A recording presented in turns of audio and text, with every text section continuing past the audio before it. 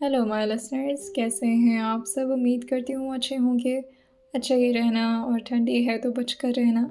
चलिए शुरू करते हैं इसी बात पर अपनी प्यारी प्यारी कहानी शाद एक पनिशमेंट को। अब तक की कहानी में आप लोगों ने सुन लिया था कि इस वक्त अंश जो कि काफ़ी ज़्यादा गुस्से में आ चुके थे, और आते भी क्यों ना। उनके हालात ही कुछ ऐसे बन चुके थे। अपनी बहन की ऐसी दर्दनाक मौत के बारे में सुनने के बाद उनकी आंखों में इस वक्त ज्वालामुखी फूट रही थी। वो अपने एक बॉडीगार्ड से गर्म रॉड लाने के लिए गए थे, और वहीं इस वक्त शेखर, साथ ही इस वक्त सावित्री जी और जयचंद्र, तीनों लोग उनके सामने हाथ जोड़े गिड़गिड़ा रहे थे। लेकिन इस वक्त अंश किसी की भी सुनने वाले नहीं थे। वो अपनी आंखों से लगातार शेखर को घूर रहे थे, और उनका पैर जो कि इस वक्त उनके सीने पर रखा हुआ था, थोड़े ही देर में एक रॉड जो कि लोहे का था उसे गर्म करके लाया जाता है। बॉडीगार्ड जैसे ही उस लोहे के रॉड को अंश के हाथों में थमाया था, अंश अपने चेहरे को नाम हिलाकर उसी बॉडीगार्ड से इशारा करते हुए उसे जयचंद्र को देने के लिए गए थे। जयचंद्र के तो हाथ कांप गए थे, क्योंकि इस वक्त वो रॉड जो कि बहुत ही ज़्यादा गर्म था, और अगर वो किसी की भी बॉडी से टच होता तो उसकी जान निकल सकती थी। जयचंद्र जो कि अंश के घूरने पर जैसे उस रॉड को अपने हाथ में लिए थे, वो बार बार अंश से रिक्वेस्ट करते हुए कहते हैं, इसका मैं क्या करूँगा, जाने दो अंश, पुरानी बात है। जैसे अंश ने यह सुना था, वो हल्का सा मुस्कुरा कर कहते हैं, पुरानी बात है? कौन सी पुरानी बात जिसे मिट्टी के अंदर दफना दिया गया? वो पुरानी बात अब बाहर निकल कर आ गई है जयचंद्र मल्होत्रा। या तो ये काम आप खुद करिए, या तो फिर मैं बहुत बुरी तरह से करूँगा। जिस जगह पर जयचंद्र ने अपने हाथ को रखा हुआ था, वो जगह पूरी तरह से वुड का था, जिसकी वजह से उन्हें तो उस लोहे के टेम्परेचर का एहसास नहीं हो पाता। लेकिन अंश जो हाथ उनका पकड़ करके जोर से जैसे अभी शेखर के फेस तक पहुंचाते, वो काफ़ी ज़ोर ज़ोर से चिल्लाने लगे थे। शेखर की ऐसी आवाज़ सुनकर के अंश कहते हैं, मुंह पर टेप लगा। मैं नहीं चाहता हूँ कि घर के अंदर ये आवाज़ पहुँचे। ना समायरा, ना अनु और ना मेरी माँ, इन तीनों में से किसी को भी आपकी आवाज़ नहीं आनी चाहिए। मेरे प्यारे डैड। दौड़ कर क्रिश जो कि भागते हुए अंश के हाथों में एक कपड़ा देता है।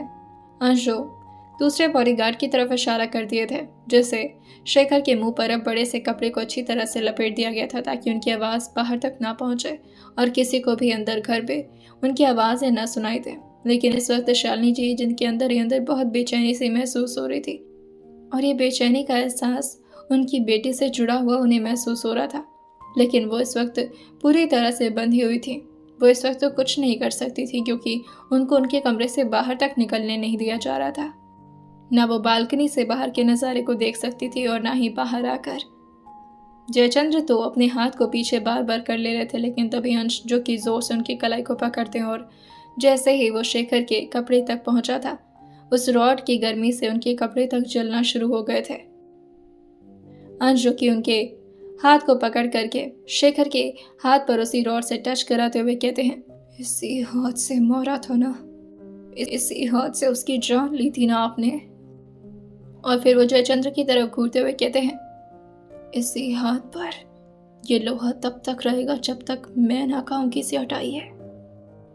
इस आदमी को भी तो एहसास होना चाहिए ना, दर्द जब अपने शरीर पर होता है तो कैसा लगता है, जब चीखें दबाई जाती हैं तो कैसा लगता है, जब आपके अपने ही आपको मारने के पीछे पड़ जाए तो कैसा लगता है।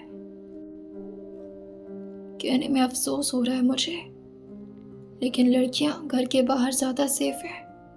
घर के अंदर उन्हें ज़्यादा घुटन महसूस होती होगी, क्योंकि उनके अपने ही घर वाले अपनी बेटी की खुशी नहीं देख सकते इन चार समाज के चक्कर में। अब उनके रॉड जो कि इस वक्त जयचंद्र के हाथ में थे, वो शेखर के हाथ तक पहुंच चुके थे, और जैसे उनके हाथों में वो रॉड टच होता है, उनका हाथ जो कि अंदर तक इतना ज़्यादा जलना शुरू हो गया था कि उनकी आंखों से आंसू तक निकल रहे थे, और वो पूरी तरह से अपने शरीर को उस रॉड से हटाने की कोशिश कर रहे थे, उससे दूर जाने की कोशिश कर रहे थे। लेकिन अंश ने अपने पैरों को अभी भी उनके सीने तले दबा रखा था। इसी तरह से मेरी बहन की भी चीखें दबाई गई थी ना, उससे भी ऐसे ही दर्द हुआ होगा जब वो आपसे गिड़गिड़ा रही थी। तब तो नहीं सुनी आपने? सावित्री जी जो ये सब तो देख ही नहीं पाती, तभी अंशु एक बॉडीगार्ड को उनके ऊपर इसी तरह से पैर रखने के लिए कहते ताकि शेखर उस जगह से हट ना पाए और सावित्री जी को जबरदस्ती अपने बेटे की तरफ दिखाते हुए कहते हैं, देखिए, अगर बचपन में इन्हें पनिशमेंट दी गई होती ना, इन्हें सिखाया क्या होता कि क्या गलत और क्या सही है, तो आज इतनी दर्दनाक मौत नहीं मिलती आपके बेटे को। आपकी लापरवाही से कितनों की जिंदगी खराब हुई है, कोई अंदाजा भी नहीं आप लोगों को। जयचंद्र भी जैसे ही अपने हाथ को हटाने वाले होते हैं शेखर के हाथ से, तुरंत ही अंश, जो कि उनके कंधे पर आकर के हल्का सा टिकते हुए कहते हैं, क्या चाहते हैं आप? ये काम मैं अपने हाथों से करूं? क्योंकि अगर मैंने शुरू किया ना तो ये बहुत ज़्यादा दर्दनाक हो जाएगा इनके लिए। बेहतर होगा कि ये आपके हाथ से ही हो। उन्हें मजबूरी में वो रॉड दोबारा से शेखर के उसी हाथ पर रखना पड़ता है। क्रिश को कुछ समझ नहीं आ रहा था। उसे तो लग रहा था कि बस उसे यहीं पर चक्कर आ जाएगा और वो बेहोश होकर गिर जाएगा। तभी अनु का फोन अर्जुन के फोन पर आने लगा था। अर्जुन जो साइड में जाकर के फोन उठाते हुए कहते हैं, हम हेलो। इस वक्त अर्जुन भी बहुत ज़्यादा घबराए हुए थे। उन्हें शेखर के लिए ज़रा भी बुरा नहीं लग रहा था, लेकिन प्रॉब्लम थी तो सिर्फ अंश की। अनु इस तरह से अर्जुन को घबराए हुआ सुनकर थोड़ा हैरान होकर पूछती है, क्या हुआ आपको और चल क्या रहा है? हमें इस तरह से अपने घर में बंद क्यों कर रखा है सबने, और किसी को बाहर क्यों नहीं निकलने दिया जा रहा? समायरा बहुत परेशान हो रही है।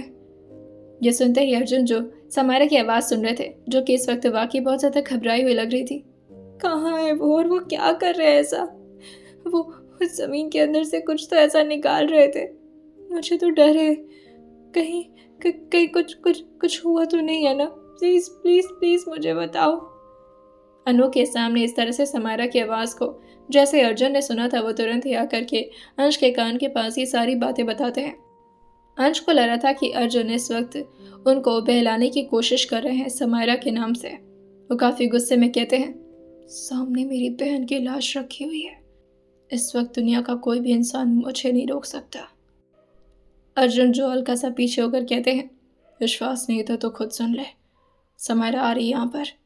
अगर वो इस तरह से तुझे शैतान बना वो देखेगी ना, कभी तुझसे मोहब्बत नहीं कर पाएगी, नफरत करना शुरू कर देगी तुझसे। अर्जुन की बात को समझते हुए अंश, जो कि जयचंद्र के हाथ से उस रॉड को पकड़ते हैं और उसे एक जा करके कोने में फेंक दिए थे। शेखर को अब जा करके थोड़ी राहत मिली थी, लेकिन अभी भी दर्द उनके शरीर में उसी तरह से बरकरार था। गरम रॉड की वजह से उनके हाथ में पूरी तरह से अब छेद बन चुका था। अर्जुन, क्रिश, सावित्री जी और जयचंद्र को लगा था कि बस शायद अब अंश का गुस्सा थोड़ा बहुत शांत हो गया है। अंश जो अपने 4-5 लोगों से कहते हैं, उस ताबूत को लोड करवाओ, हम आज ही अंतिम संस्कार करेंगे। पंडित को बुलवाओ और उन्हें रेडी करवाओ। और फिर वो शेखर की तरफ देखते हैं और उनको कॉलर से पकड़ करके ज़बरदस्ती खड़ा करते हैं, क्योंकि उनके शरीर में तो इतनी जान नहीं बची थी कि वो अपनी बदौलत खड़े हो पाए। और अपने कुछ और बॉडीगार्ड से कहते हैं, इज्जत की बहुत परवाह की है ना अपनी ज़िंदगी भर। जिस समाज के चक्कर में आपने अपनी बेटी की जान ले ली, आज उसी समाज के मुंह से देखिए आपको क्या क्या कहलवाता हूँ मैं। रेपुटेशन की बहुत फिक्र है ना आपको। मरते मरते आपकी रेपुटेशन की ऐसी तैसी तो करवा ही दूंगा मैं।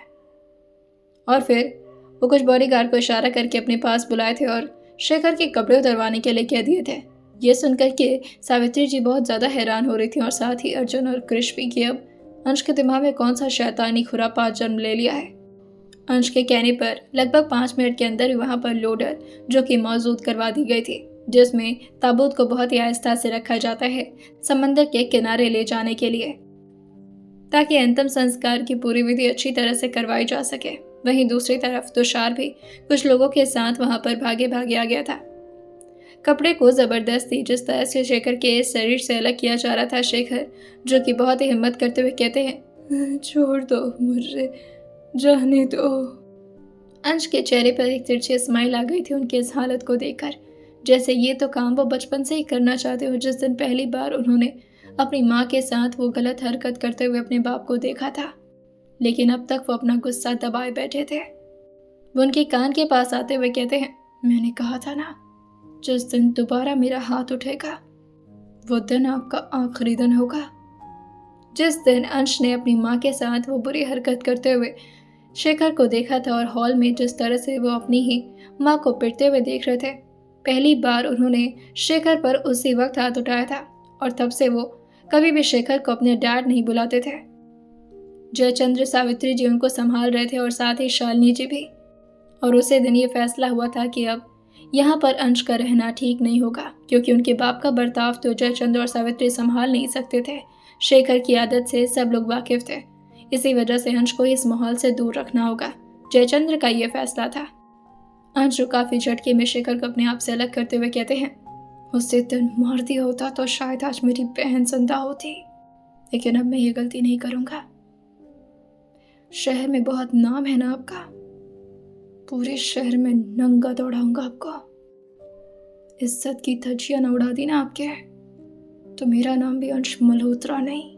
जयचंद्र सावित्री जी गिड़गिड़ाते रह जाते हैं। कृष्ण ने भी अपने चेहरे को दूसरी तरफ कर लिया था और साथ ही अर्जुन भी समझ नहीं पा रहे थे कि वंश को किस तरह से रोकें, क्योंकि इस वक्त गलती तो शेखर की थी। अंश तो सिर्फ उनकी गलती की सजा दे रहे थे। अब शेखर सिर्फ अपने अंडरवेयर में थे और तभी उनके हाथ को अंश ने गाड़ी से बंधवा दिया था। अंश आकर के पैसेंजर सीट पर बैठते हैं और वहीं तुषार ड्राइविंग सीट पर। जिस तरफ इस वक्त शेखर के हाथ बंधे हुए थे, अंश उसी तरफ के विंडो को खोलते हुए धीरे से अपने चेहरे को बाहर निकाल कर कहते हैं, कपड़े चाहिए। और ये बोलकर वो उनके शर्ट और पैंट को अपने हाथ में लिए उनको दिखा रहे थे। जैसे अभी शेखर आगे की तरफ अपने कपड़े को लेने के लिए होते हैं, तुरंत ही अंश उनके कपड़े को अंदर की तरफ करते हुए कहते हैं, ओह ऐसे नहीं मिलेगा। अगर अपनी इज्जत बचानी है और साथ ही अपनी जान भी, तो भागना पड़ेगा। और तभी वो अपने हाथ में सिगरेट लेकर के उसको जलाते हैं और तुषार से कहते हैं, स्टार्ट करो। अंशु आगे कमांड देते हुए कहते हैं, शुरुआत में स्लो ही रखना, धीरे धीरे इनकी आंखों में डर देखना चाहता हूँ, और धीरे धीरे मौत देने का मजा ही कुछ और है। रात चाहे जितनी भी हो जाए, मुंबई के मेन सड़कों पर तो रात का एहसास कोई भी नहीं कर पाता था। इतनी सारी गाड़ियां और अभी भी पूरी तरह से वहां पर भीड़ थी। अभी तो लगभग 11:30 ही बजे थे रात के। जैसे जैसे गाड़ी धीरे धीरे बढ़ना शुरू करती है, पहले तो शेखर नंगे पांव बस चल रहे थे, लेकिन फिर धीरे धीरे स्पीड बढ़ा दी गई थी। 20 किलोमीटर पर आवर के स्पीड से ये गाड़ी, जो कि काफी धीरे धीरे ही रफ्तार से बढ़ रही थी, लेकिन उसके बावजूद भी शेखर को दौड़ना पड़ रहा था। शेखर जो गिड़गिड़ाते हुए कहते हैं, मैं आइंदा से तुमसे दूर हो जाऊंगा, तुम्हारी माँ को भी कभी नहीं मारूंगा, मुझे जाने दो। उनकी इस आवाज को सुनकर के अंश को जो राहत मिल रही थी, वो सिगरेट का एक कश लेते हैं और धुएं को खिड़की से बाहर छोड़ते हुए कहते हैं, मेरी माँ की चीखें सुनते सुनते थक गया था। मैं बहुत दिनों से इंतजार कर रहा था कि किस दिन आपके मुंह से ऐसी चीखें निकलवा पाऊंगा। अभी तो शुरुआत है, रुकिए तो सही। और फिर वो गाड़ी के सीट पर आराम से बैठकर लीन होते हुए कहते हैं, 30। अब उनकी गाड़ी 30 किलोमीटर पर आवर की स्पीड से भागना शुरू कर दी थी। वैसे तो उनकी ये गाड़ी में स्पीड इतना कम करने का मतलब था कि बस वो गाड़ी रुक ही चुकी है, लेकिन जैसे तैसे करके तुषार गाड़ी को चलाने पर मैनेज कर रहा था। कभी स्पीड को तेज करता तो कभी स्लो। साइड में लगे मिरर से अंश जो शेखर की हालत को देख देख करके मुस्कुरा रहे थे। नंगे पांव और साथ ही इस तरह से बिना कपड़ों के घूमना आसपास के लोगों को बहुत ही ज्यादा अजीब महसूस करा रहा था, और सारे लोग जो कि शेखर के इस हालत पर हंस रहे थे। अंश दोबारा से विंडो का ग्लास खोलते हैं और धीरे से बाहर की तरफ झांककर शेखर से कहते हैं, देखा, इसी समाज के लिए आपने अपनी पूरी जिंदगी बिता दी। आज यही समाज आपके ऊपर थूक रहा है। समाज सांप की तरह होता है, इन्हें तो जहर उगलना ही होता है, और सांप किसी के सगे नहीं होते हैं। उनके एक और इशारे पर अब स्पीड और ज्यादा बढ़ा दी गई थी। 50 किलोमीटर पर आवर की स्पीड से गाड़ी अब भाग रही थी, और इस वक्त शेखर जो कि हांफते हांफते दौड़ रहे थे। कई लोगों ने तो शेखर की इसी तरह से तस्वीर भी खींच ली थी, लेकिन अंश का चेहरा कहीं पर भी नजर नहीं आता, क्योंकि अंश ने अपनी गाड़ी के विंडो को बंद कर लिया था। नजर अभी भी उनकी साइड व्यू मिरर पर ही टिकी हुई थी, जहां पर शेखर की हालत अब और ज्यादा बुरी होने लगी थी और अब उनसे भागा नहीं जाने वाला था। तभी अंशु बगल में तुषार की तरफ देखकर कहते हैं, थोड़ी और स्पीड बढ़ाओ। लगभग इसी तरह से आधे घंटे हो चुके थे उनको भागते भागते, और जैसे ही अचानक से स्पीड बढ़ी थी, शेखर के कदम और ज्यादा उनका साथ नहीं दे पाते और वो थोड़ा उछक करके आगे की तरफ गिर गए थे। और अब अंश, जो कि उनकी हालत को देख करके तुषार से कहते हैं, फुल स्पीड करो। गाड़ी अब 120 किलोमीटर पर आवर की स्पीड से भाग रही थी और शेखर की शरीर पूरी तरह से रोड से सिर्फ रगड़ खा रही थी। उनके शरीर इस तरह से छिले जा रहा था और साथ ही खून, जो कि अब धीरे धीरे विंडो तक पहुंचने लगा था। खून के कुछ छींटे जैसे ही विंडो के ग्लास तक पहुंचे थे, अंश उसकी तरफ देख करके हल्का सा मुस्कुरा देते हैं। अगर तुषार की जगह पर यहाँ क्रिश होता तो अब तक तो वो बेहोश हो चुका होता। इसी वजह से अंश ने क्रिश को नहीं बल्कि तुषार को लाया था, क्योंकि वो जानते थे क्रिश कितना सॉफ्ट हार्टेड इंसान है। अंश जो कमांड करते हुए कहते हैं, थोड़ा स्पीड स्लो करो। इतनी जल्दी मौत नहीं देना चाहता मैं। मौत के मंजर को देखकर मजा आ रहा है। साथ ही अंश ने इस वक्त क्रिश को कुछ टेक्स्ट किया था काफ़ी देर पहले ही, और क्रिश ने अपना काम भी कर दिखाया था। तुषार जो रियर व्यू मिरर की तरफ देखते हुए कहता है, सर कुछ लोग हमारे गाड़ी के पीछे आ रहे हैं। अब ये तो मीडिया की गाड़ी लग रही है सर। अंश ये देख कर हल्का सा मुस्कुराते हैं और फिर तुषार से कहते हैं, गाड़ी की स्पीड स्लो करो। तुषार, जो कि अंश की बात मानते ही गाड़ी को काफ़ी स्लो कर देता है। तभी अंश तुषार की तरफ देखकर कहते हैं, गाड़ी से बाहर उतरो और उस आदमी के हाथ को खोल दो। शेखर जैसे ही अपने हाथ को खुला हुआ पाते उन्हें लगता है कि शायद अब वो बच गए हैं, लेकिन इस वक्त उनकी जो हालत हो रखी थी, उनके चेहरे को देखकर तो तुषार भी अजीब सा मुंह बनाते हुए अपने चेहरे को दूसरी तरफ कर लिया था, क्योंकि भले ही शायद उसने बहुत सारे खून किए मगर इस तरह किसी की हालत को वो बर्दाश्त नहीं कर पा रहा था। इस वक्त शेखर अपने पैरों तले खड़े भी नहीं हो पा रहे थे। वो उसी तरह से ज़मीन पर ही लेटे रह जाते हैं। और तभी मीडिया की पूरी एक वैन, जो कि आकर के अब शेखर के ठीक सामने रुकी थी, और बहुत सारे लोग कैमरा जो कि फ्लैश करते हुए अब उनकी तरफ दौड़ते हुए आगे बढ़ रहे थे, जिससे शेखर अपने चेहरे को ढकने लगते हैं। तभी पीछे से अंश, जो कि बाहर निकलते हैं और उस आदमी के हाथों को धीरे से अपने पैरों से ही नीचे करते हुए कहते हैं, शक्ल दिखाई है, ऐसे भी नजर नहीं आ रहे हैं आप कि आप हैं कौन। और हल्का सा उनकी तरफ झुकते हुए कहते हैं, अब जो गुनाह किया है उसे कमिट करो। बोलो कि समाज के चक्कर में तुमने किस हद तक अपनी हदें पार की है। हर उस गलती को कबूल करो ताकि दुनिया को पता चले कि किसी लड़की के साथ ऐसा करने के बाद उस शख्स का क्या होता है। अगली बार कोई अपनी बेटी पर सोसाइटी की वजह से हाथ उठाए तो उसके हाथ कांप जाए। अपनी बीवी को दारू के नशे में मारे तो 10 बार सोचे। कमिट करेंगे ना आप मेरे प्यारे डैड। शेखर अपनी जुबान से कुछ बोल तक नहीं पा रहे थे, क्योंकि उनके होंठ, जो कि पूरी तरह से खून से लथपथ थे, लेकिन उसके बावजूद भी उन्होंने बस अपनी जान की भीख मांगते हुए अंश की तरफ हल्का सा मुड़कर देखकर अपने सिर को हाँ में हिला दिया। उनके पास ऑप्शन ही कहाँ बचा था। अब जैसे ही सारे मीडियाज वहां पर मौजूद हुए थे, अंश आकर के दोबारा से आराम से अपनी गाड़ी में बैठते हैं और तुषार से कहते हैं, गाड़ी को थोड़ा आगे ले लो। आसपास अंश के बॉडीगार्ड्स भी मौजूद थे, मीडिया के बीचों बीच। अंश गाड़ी के अंदर बैठे बैठे ही शेखर के सारे बयान को अपने फोन में देख करके मुस्कुराए जा रहे थे। अंश के इस ऑरा से तुषार को भी डर तो लग रहा था, लेकिन इस डर और सहम के साथ उसे अंदर ही अंदर बहुत प्राउड महसूस हो रहा था, क्योंकि ऐसे शख्स के साथ तो ऐसा ही करना चाहिए जो अपनी बेटियों के साथ इस तरह का गुनाह कर देते हैं और खुद को फ्री समझते हैं, और साथ ही इस बात का गुरूर लेकर घूमते हैं कि उन्होंने समाज के लिए बहुत ही हित का काम किया है। भले ही उनके होंठ छिले हुए थे, शरीर पर हर जगह खून ही खून हो रखे थे, लेकिन उसके बाद भी शेखर अपनी मौत के डर से सारी बातों को बहुत ही मुश्किल से बोले जा रहे थे कि किस तरह से उन्होंने अपनी बीवी के साथ टॉर्चर किया, साथ ही अपनी बेटी को भी अपने हाथों से मार दिया। मीडिया को इस बात की अलाउंस नहीं थी कि वो उस आदमी की इंफॉर्मेशन या फिर अंश के गाड़ी के हल्के से भी फोटो को क्लिक कर सकें। भले अंश की गाड़ी थोड़ी ही दूर पर खड़ी थी, लेकिन मीडिया ने सिर्फ और सिर्फ शेखर पर अपना सारा फोकस जमाया हुआ था, ताकि शेखर के इस हालत को पूरी दुनिया के सामने ले आया जा सके और जैसे ही उनकी पूरी बातें खत्म होती हैं दोबारा से तुषार और बाकी के बॉडीगार्ड्स ने आकर के शेखर के हाथ को उसी तरह से बांध दिया था। प्रिया के साथ साथ बहुत सारे लोगों ने भी आसपास भीड़ बना ली थी, जिसकी वजह से पुलिस को भी इस बारे में किसी ने इन्फॉर्मेशन दे दी थी। और पुलिस भी अब जैसे ही लाइव न्यूज़ को देख पाते हैं वो तुरंत ही उस लोकेशन की जानकारी निकालते हुए अब अंश की गाड़ी के पीछे पीछे आने लगे थे। तुषार अब रियर व्यू मिरर से पुलिस को आता हुआ देख रहा था। जैसे ही अंश ने अपने रियर व्यू मिरर से पीछे पुलिस को आता हुआ देखा वो तुषार से कहते हैं, गाड़ी की स्पीड मेंटेन रखना और किसी सुनसान जगह पर लेकर चलो।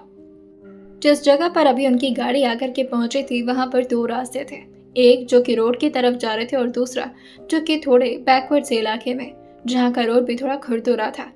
अंश जो उस जगह की तरफ देखकर कहते हैं, दिस वे इज बेटर, इधर से चलो, क्योंकि अंश को तो अभी शिखर को और ज्यादा तड़पते हुए देखना था। अब अपनी आंखें बंद करते हैं उनकी बहन का चेहरा भी उनके ठीक सामने नजर आ रहा था और इस बार वो कुछ भी चिल्ला नहीं रही थी, बस वो चुपचाप अपनी आंखें खोले अंश की तरफ देख रही थी। अंश झटके से अपनी आंखें खोल लेते हैं और थोड़ा इमोशनल हो जाते हैं, लेकिन फिर वो शेखर की तरफ देख करके काफी गुस्से में कहते हैं, फुल स्पीड करो और ज्यादा इस आदमी को नहीं झेलना है, मुझे मरने तो ऐसे। उस तरफ गाड़ी 60 की स्पीड तक जैसे ही पहुंची थी उस आदमी के शरीर पर एक नुकीली सी चीज जो कि लड़ जाती है और लड़ते लड़ते अब वो नुकीली चीज पूरी तरह से उनके शरीर को फाड़ चुकी थी।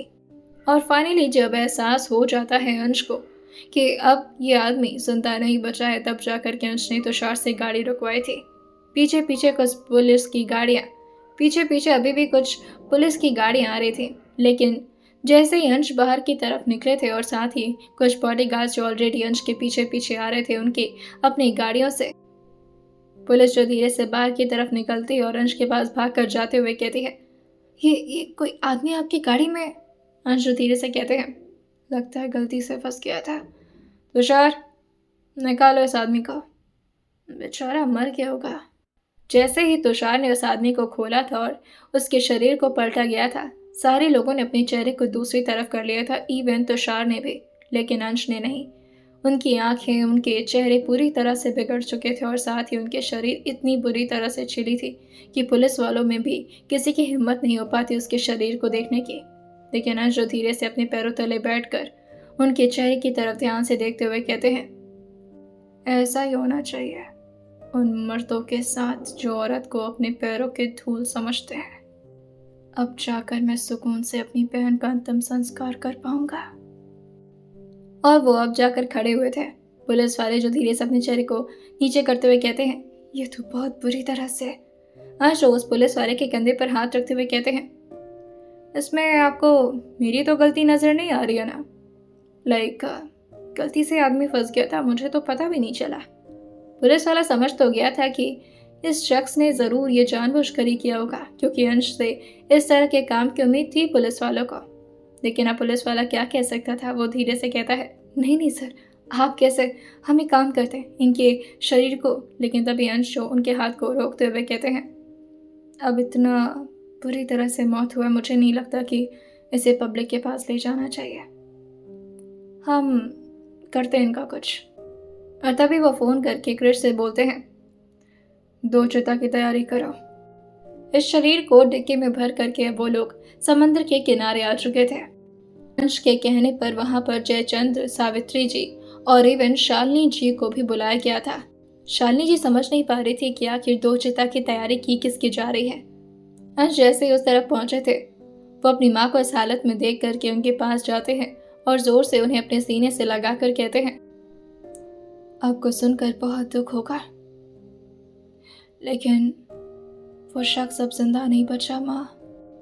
सावित्री जी ये सुनकर के कांपते हुए कहती हैं, कौन जिंदा नहीं बचा, कौन जिंदा नहीं बचा?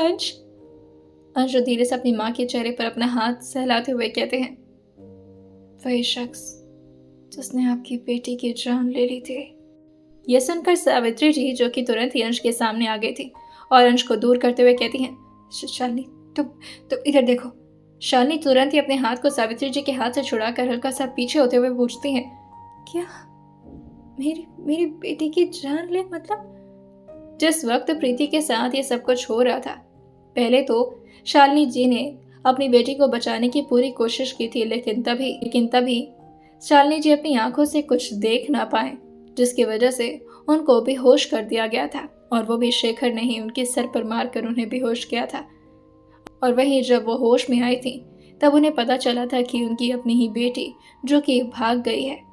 प्रीति के मौत के बारे में तो अभी तक शालिनी जी को पता ही नहीं था, और इसी वजह से वो ये बात अंश से हमेशा छुपा कर रखती थी। लेकिन अंश को लग रहा था कि शालिनी जी को सब कुछ पता है और वो अंश से सारी बातें छुपा रही है ताकि वो अपने पति को बचा सके। वो एकदम से अपने शरीर को संभाल नहीं पाती और गिरते गिरते वो अंश के हाथ पर जाकर के संभली थी। अंश उनको संभाल कर धीरे से बैठाते हुए कहते हैं, शांत हो जाइए, आज यहाँ 2 चिता जलेगी, एक मेरी बहन की और दूसरे उस बहन के कातिल की। शालिनी जी धीरे से अपना चेहरा उठाकर अंश से पूछती हैं, किसने मारा मेरी बेटी को? कौन है वो दरिंदा इंसान? ये बोलकर वो रोना शुरू कर देती हैं। अंश जो धीरे से अपने चेहरे को उनकी तरफ झुकाते और थोड़ा हैरान होकर पूछते हैं, आपको नहीं पता? शालिनी जी धीरे से अपने चेहरे को ना मिलाकर कहती हैं, नहीं, मुझे नहीं पता कि किसने मारा मेरी बच्ची को। वो तो भाग निकली थी ना इन लोगों से, वो दूर जा चुकी थी। वो बच गई होती ना, अगर वो यहाँ से भाग गई होती तो फिर किसने मार दिया उसे? अंश घूरते हुए एक बार जयचंद्र की तरफ देखे थे और एक बार शालिनी जी की तरफ, जो कि उनके अगल बगल खड़े थे, और धीरे काफी गुस्से भरे लहजे में शालिनी जी को बताते हैं, आपके पति ने प्रीति और मेरे सो कॉल्ड डैड ने मारा है, वो भी सिर्फ इस वजह से क्योंकि उनकी इज्जत पर आंच ना आए, भले ही उनकी बेटी की खुशियां भाड़ में जाएं। शालिनी जी ये सुनकर के दोबारा से सदमे में आते हुए पूछते हैं, मतलब दूसरी चिता मेरे पति की? अंश अपने चेहरे को ना मिलाकर कहते हैं, नहीं। और ये बोलते ही अंश ने अपने हाथों को शालिनी जी के मांग पर रख करके उनके सिंदूर को काफी गुस्से में मिटा दिया था, और साथ ही उनके चूड़ियों को देखते हुए कहते हैं, उसको गुनहगार किया है जिसने मेरी बहन की खुशियां छीन ली, आपकी जिंदगी बर्बाद कर दी। उसके लिए एक भी आंसू आपकी आंखों से नहीं आना चाहिए, वरना आपका बेटा आपसे दूर हो जाएगा। पंडित जी अब आ चुके थे और वो मंत्र पढ़ना शुरू करते हैं। वो इस दोनों चिता को आग लगाने की बारी थी। पूरे विधि विधान से अपनी बहन की चिता को अग्नि दी थी, और वहीं अब बारी थी उनके अपने ही बाप को अग्नि देने की, जिससे शालिनी जी काफी जोर जोर से रोए जा रही थी। पहले तो अपनी बेटी को देखने के लिए वो बहुत ही ज्यादा परेशान थी, लेकिन अर्जुन ने उनको संभाल कर रखा हुआ था। वो किसी भी हालत में इस वक्त उनको प्रीति को देखने तो नहीं दे सकते थे, क्योंकि प्रीति की हालत ही कुछ ऐसी हो रखी थी। वहीं दूसरी तरफ जैसे ही अभी अंश अपने डैड को आग लगा पाते, तभी शालिनी जी चिल्लाकर कहती है, नहीं, एक बार मुझे देख लेने दो, कम से कम मेरी बेटी को तो देखने नहीं दिया मेरे पति। तभी अंश काफी गुस्से में घूरते हुए कहते हैं, पति नहीं है ये आपका, गुनहगार है। कैलाश रचंदी अब उस जगह पर आ चुके थे, और वहीं वो जैसे ही अभी शेखर की इस हालत को देखते हैं, वो अपनी बेटी को संभाल कर गले लगाते हुए कहते हैं, मत देखो, तुम देखोगी तो तुम्हारी आंखें शायद ये सह नहीं पाएंगी ये शालिनी। सावित्री जी जो कहती हैं, बहुत दरिंदगी से मारा है भगवान ने उसे। कैलाश रायचंद जो इस वक्त अपनी बेटी के लिए बहुत खुश थे, क्योंकि कहीं ना कहीं उन्हें एहसास तो था कि उनकी बेटी उनसे कुछ छुपाती है, लेकिन अब उन्हें इतना तो समझ में आ चुका था कि अगर ये सजा उन्हें मिली है तो जरूर उनका गुनाह भी कुछ बड़ा होगा। और वो धीरे से काफी तेज सबको सुनाते हुए कहते हैं, इतनी दरिंदगी से भगवान तो नहीं मार सकते, हमें लगता है किसी शैतान ने मारा है। अंश जो उनके अबचिता को बहुत ही बेरुखी से आग दिए थे, और वहीं अंश जो धीरे धीरे उनके ठीक पास आकर के खड़े हो गए थे। शेखर की आंखें धीरे धीरे खुल रही थी और वो अपने होठों से कुछ कहना चाह रहे थे, क्योंकि अभी तक उनकी जान पूरी तरह से उनके शरीर से निकली नहीं थी, या यूं कह लें कि अंश ने उनकी जान को निकलने नहीं दिया था। जिंदा जलाने का भी एहसास देना चाहते थे अंश उनको। उनके शरीर के साथ जितना भी टॉर्चर हो अंश के लिए तो कम ही था। शेखर जो जिस तरह से अपने आसपास हर जगह आग देखते वो घबराने लगे थे और शरीर को धीरे धीरे हिलाते हुए अंश की तरफ अपने चेहरे को मोड़ कर कहते हैं, मुझे मुझे जाने दो, मुझे जाने दो। लकड़ी के बीचों बीच से उनकी इस आवाज़ को सुनकर अंश उनकी तरफ झुकते हुए कहते हैं, क्या? I cannot here you dad. क्या कह रहे हैं आप? जैसे ही शेखर ने यह सुना था कि अंश उनके पास खड़े हैं, वो धीरे धीरे और तेज आवाज में अपनी हिम्मत करते हुए बोले जा रहे थे, लेकिन अंश को तो मजा आ रहा था। और वहीं वो धीरे से उनके आंखों से हल्का हल्का लकड़ी को हटाते हुए उनके चेहरे की तरफ देखकर कहते हैं, उठने की हालत में तो आप हैं नहीं, और अगर होते भी तब भी ये लकड़ियाँ आपको उठने नहीं देती। चलना आप पाएंगे नहीं, क्योंकि उतनी तो ताकत आपके शरीर में बची नहीं है। तो अब बस अपनी मौत को एक्सेप्ट करिए, क्योंकि अंश मल्होत्रा ऑप्शंस नहीं देता, वो सिर्फ फैसला लेता है। और आपकी ज़िंदगी का यही फैसला लिया मैंने। अब इसे ख़त्म करना ज़रूरी था। बहुत ज़्यादा फ्रस्ट्रेट कर दिया था आपने मुझे। अर्जुन, जो इस तरह से इतना देर अंश को एक ही जगह पर खड़ा हुआ देखकर जैसे उनकी तरफ आते, अंश हल्का सा पीछे होते और अर्जुन से कहते हैं, दूर रहो, कपड़े में तुम्हारे आग लग सकती है। अर्जुन को एहसास हो गया था कि यहाँ कुछ तो मामला गड़बड़ है, लेकिन अंश ने अर्जुन को आगे बढ़ने नहीं दिया और उनके सीने के पास अपने हाथ को रख करके बस अपने चेहरे को नाम में हिला करके इशारा कर दिए थे। अर्जुन जो हल्का सा दूर होते हैं, लेकिन तभी अंश अर्जुन के कंधे पर हाथ रखते हुए पूछते हैं, सिगरेट है क्या? अर्जुन अगल बगल के सिनारियों को देखकर कहते हैं, यहाँ सिगरेट? अंश ने इसका कोई जवाब नहीं दिया, बस वो अर्जुन की आंखों में लगातार देख रहे थे। अर्जुन जो इधर उधर अपने पॉकेट को चेक करते और कहते हैं, नहीं है। और ये बोलकर वो वहाँ से चले गए थे, लेकिन काफ़ी गुस्से में। अंश खुद ही अपने पॉकेट से धीरे से सिगरेट निकालते हुए कहते हैं, पर मेरे पास तो है।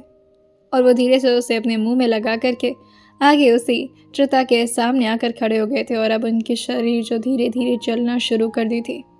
अभी तक उनकी जान पूरी तरह से नहीं निकली थी और वो आग के बीच तड़प रहे थे। अंश धीरे से उनके चेहरे के ठीक सामने आकर खड़े होते हैं और लकड़ियों के बीच से उनके चेहरे को एक आखिरी बार देखते हुए अपने सिगरेट को आगे बढ़ा करके उसे हल्का सा जला दिए थे और उसका कश लेकर के धीरे से धुआं को हवा में उड़ाते हुए कहते हैं, चलिए किसी तो काम आए आप।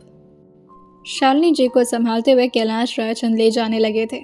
अपने ठीक सामने अपनी बेटी और अपने पति की लाश एक साथ देख ली थी उन्होंने, और इसके बाद तो उनका होश में रहना बहुत मुश्किल हो रहा था, जिसकी वजह से उनको तुरंत ही घर ले जाना ज़रूरी था। सावित्री जी भी रोते रोते जयचंद्र के सीने से लग गई थी। जयचंद्र काफ़ी गुस्से में अंश को देख रहे थे, जैसे उनकी आंखों में इस वक्त अंश के लिए कितनी नफरत हो और वो अपने दिमाग में कुछ नया खुरापात बुन रहे हों। सारे लोग अब धीरे धीरे वहाँ से निकलने लगे थे। कृष और अर्जुन भी अब गाड़ी की तरफ आगे बढ़ने लगे थे।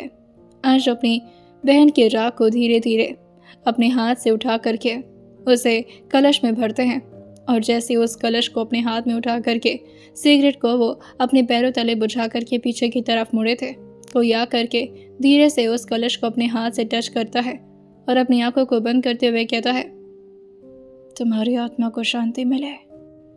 इस शख्स का हाथ अंश अपनी बहन की अस्थियों पर लगने नहीं देना चाहते थे, जिससे वो तुरंत ही अपने हाथ को पीछे करते हुए कहते हैं, स्टे अवे फ्रॉम मी, वरना अगला नंबर तुम्हारा होगा। यह शख्स कोई और नहीं बल्कि सम्राट था, और वो अपने चेहरे पर एक बहुत ही शांत से एक्सप्रेशन रखे हुए अंश को धीरे से साइड से हक करते हुए कहते हैं, भले ही तो मेरा कितना भी बड़ा दुश्मन क्यों ना, बहन तो ये मेरी भी थी। अंश काफी गुस्से में सम्राट को धक्का देकर के वहां से निकल गए थे और आकर गाड़ी में बैठ चुके थे। तभी सम्राट जो धीरे धीरे आ करके अपनी बहन यानी कि प्रीति के आसपास की थोड़ी बहुत राख को अपने हाथ में लेते हैं और अपनी आंखों को बंद करके हल्का हल्का वो मुस्कुराने लगे थे, क्योंकि इस वक्त उनकी बहन यानी कि प्रीति भले उनकी कज़न सिस्टर क्यों ना हो, लेकिन प्रीति को वो भी माना करते थे। उन्होंने कभी भी अपने इमोशंस को किसी को दिखाने की ज़रूरत नहीं की थी, क्योंकि उन्हें लगता था इमोशंस दिखाना तो बहुत ही गलत बात होती है। उन्होंने सिर्फ जिद किया था अपनी ज़िंदगी में, लेकिन इस बात के बारे में अंश को भी बिल्कुल अंदाज़ा नहीं था कि अगर शेखर जयचंद्र के इस कारनामे के बारे में अंश को पता चला है तो उसका सबसे बड़ा रीज़न सम्राट ही थे। सम्राट ने यहाँ करके सबको वार्निंग दी थी कि वो अंश को इस बारे में बता देंगे कि ज़मीन के अंदर क्या गड़ा हुआ है, और वो राज जो कि अंश तक जब पहुँचेगा तो फिर यहाँ पर किसी की भी हालत नॉर्मल नहीं रहने वाली। और तभी वो शेखर को खुद ही आइडिया देते हैं, यहाँ से इस लाश को हटा लीजिए जब तक अंश यहाँ पर नहीं है, वरना अगर वो आ गया ना तो आपकी चिता सजने में ज़्यादा टाइम नहीं लगेगा। और इसी वजह से शेखर ने इस काम को करना शुरू किया था। साथ ही जयचंद्र भी अब शेखर के साथ मिल चुके थे और बार बार वो लोग इसी बारे में डिस्कस कर रहे थे, जिसे तुषार ने सुन करके तुरंत ही अंश को इन सारे इन्फॉर्मेशन के बारे में बता दिया था। वैसे तो इस बारे में सोच सोच करके सम्राट को भी काफ़ी गुस्सा आता था और उनका दिल करता था कि वो खुद ही अपने हाथों से शेखर को मार दे, लेकिन वो इस काम को अंजाम नहीं देना चाहते थे। इसका पूरा हक उन्होंने सिर्फ अंश को ही दिया था। अब अंश धीरे धीरे उस कलश को अपने हाथ में लिए हुए काफ़ी इमोशनल होते जा रहे थे। बगल में इस वक्त उनके क्रिश बैठा हुआ था जो कि उनकी गाड़ी को ड्राइव कर रहा था। अंश की तरफ देख करके वो धीरे से एक बार अपने हाथ को जैसे ही अंश की तरफ बढ़ाता, अंश तुरंत ही उस तरफ घूरे थे, जिससे क्रिश दोबारा से अपने दोनों हाथों को अब स्टीयरिंग पर रख चुका था और गाड़ी को काफ़ी धीरे धीरे आगे बढ़ाया जा रहा था।